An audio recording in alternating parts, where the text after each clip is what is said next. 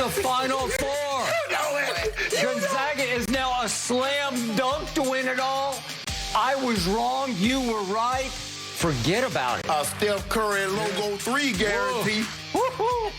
Jenny, Jenny, I know you live a little further out, but did you hear that thud last night? Did you hear that thud? Was that what it was? That was the Clippers blowing a 16-point lead and boom, crashed back down to earth. Wait, you mean the Clippers who are without 4 of their top 6 players? Hold on. How could you do that? You were so threatened by the Clippers. Hold on. How many players? We got to start the show. Stop it.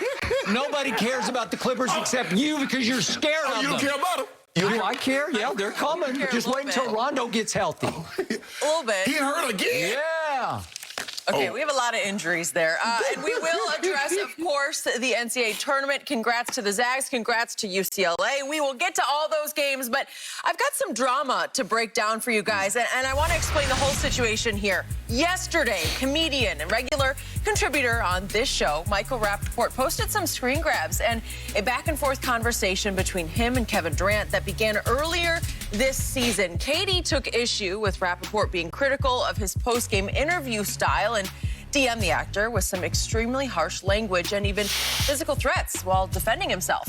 After Rapaport shared the post, Durant apologized, saying, quote, "My bad," on social media. There's a lot here. I was trying to follow this yesterday. Shannon, what is your reaction to all going on here? Kip, I'm really disappointed in both guys that they both allowed it to escalate to this situation.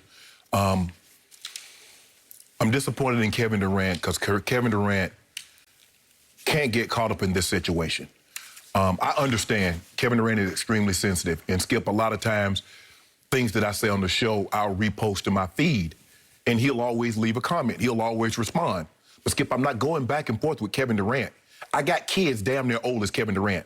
I don't argue with my own kids. I don't debate with my own kids. I'd be damned if I'm going to debate with someone else's.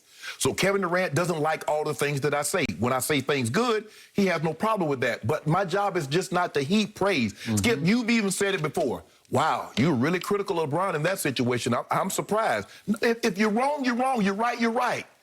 But Kevin, you can't let someone's, because they say you're a snake or they said you did this and you shouldn't have done that, react in this manner. Yep. You can't do it, KD. Skip, and I know you tell me all the time, Shannon, you know, you got to stop responding. But I cannot in good conscience, Skip, not respond to some of my followers because I asked them to get up every morning at 6:30 and tune into you and I. I asked them to subscribe to my podcast. I asked them to sometimes go possibly buy some of the products that I'm pitching. So I cannot think that I should be above them, that I'm beyond reproach, that they can't ask me a question. Now, I don't always respond, but a lot of times I do respond. But I'm not going to respond the way Kevin Durant responded with all the vitriol and the hatred that he displays towards Michael Rapaport. Mike's a good friend of mine. Now, Skip, Mike and I go back and forth.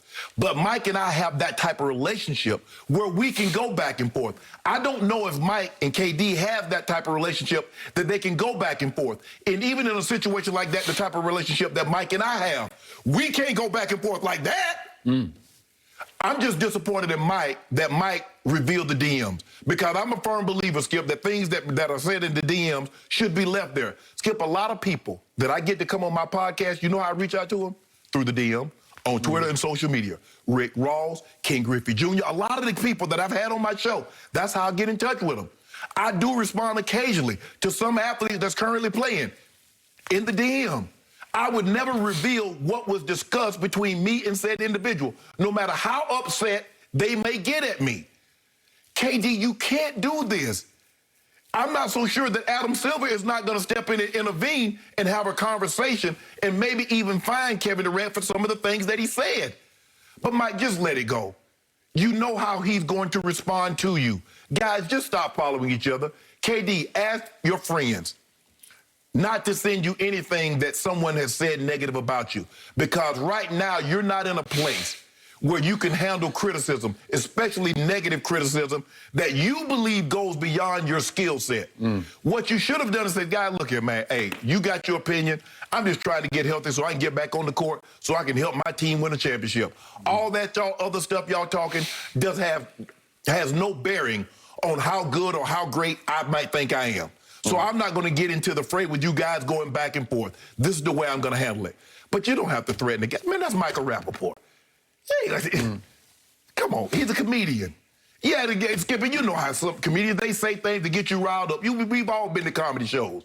And they pick on the biggest guy. Sometimes they pick on, you ain't gonna do nothing. Come on, KD. And this is the way you respond to a guy? Mike, I'm just disappointed. And like I said, Mike is a contributor to the show. He comes on the show a lot. And he and I, we go back and forth. You know, he's a Knicks fan, the Giants, and I'm a Bron. And so we go back and forth, Skip. But this got out of pocket. KD out of pocket for what he said. That was well beyond what you know, calling you say you can't win and what Mike said. KD was out of pocket for this. Leave the man's wife out of it. Don't mention anything about the man's wife. Kids, KD, you know, money, wife, kids, that's always off limits. Leave that alone. So I'm disappointed with both guys because even though what was said by Kevin Durant was absolutely 1,000% wrong, I still don't believe Michael should have shared that with the public. Address that with KD. Because, Skip, I had a situation this summer that I said something, Jalen Ramsey responded. You know what I did, Skip? I reached out to him in a DM. Let's have a conversation. We had a conversation. We squashed it. Boom. That's how I believe you can, men, Skip, educated, thoughtful, considerate men that have enough respect for one another. I believe that's the way you should handle a situation. This took a left turn, and it shouldn't have. Yep. Okay, to your point, I have had many, many, many conversations with athletes and coaches and executives who have had issues with me. Right. And I am game to have them come sit here or to talk on the phone or whatever we need to do to smooth it over. But it might not get smooth, but we might have a meeting of the minds, but at least we'll know where each other really stands. It don't change what you say, but you just want them to know where you're coming from. Okay. So this is tricky for me because Kevin Durant, as you know, has been my favorite player of this era since he was at the University of Texas. And I have defended him as a basketball player many, many times on this show and the previous show I was on. But much of his behavior on social media, I cannot and will not even remotely defend. Well, it's indefensible. It is indefensible.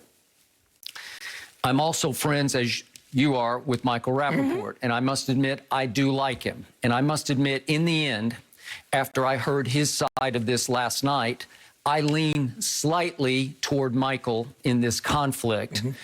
Maybe I'm less disappointed in Michael than I am in Kevin. KD. But I'm with you. When I first saw that Michael had gone public with private messages, it was troubling to me because I wouldn't go there until I heard Michael's side of it. So his side is that he and Kevin became very friendly via social media and went back and forth for a long time. So he thought he had a kind of a funny, ha-ha, friendly relationship with Kevin. Until that fateful moment, it was back around Christmas after the opener of the Golden State Warriors. It was Brooklyn against Golden State. Right. And the fateful TV interview that we all remember, Charles Barkley trying to ask Kevin a live on television question. Right. And it wasn't a great question, but obviously Kevin should have just gone along with it and played along and given his cliched answer and gone to the locker room. Correct. But he gave a one-word answer because he did not love the question. Right. Neither did I. He gave all one-word answers. Yeah, it was all. And it was awkward, and he's had his issues with Charles. Correct. LeBron has had his issues with Charles. I've had many, many issues with Charles. So I didn't have a lot of sympathy for Charles at that point. But Michael then went public with I guess it was a DM or, Instagram or tweet. But he criticized, just gently criticized Kevin for the one-word answer. And basically said, if you don't want to do the interview, just don't do the interview. Correct. Okay.